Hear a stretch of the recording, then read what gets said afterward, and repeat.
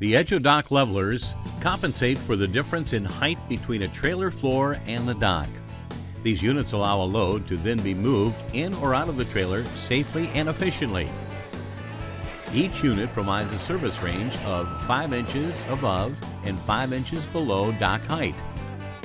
The levelers come complete with a 2-inch by 8-inch by 18-inch bumpers and installation instructions. The standard ramp length is 27 inches. Long ramping length is also available. The edge-o-dock levelers are available in mechanical, hand pump, hydraulic, and electric hydraulic.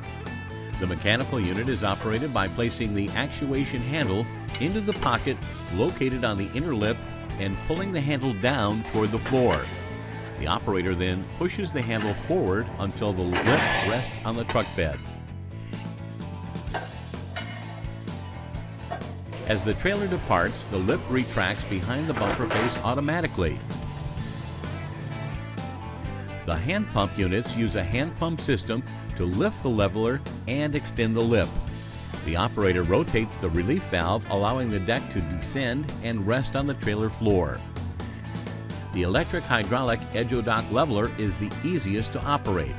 After the truck is backed against the dock, simply push and hold the control button.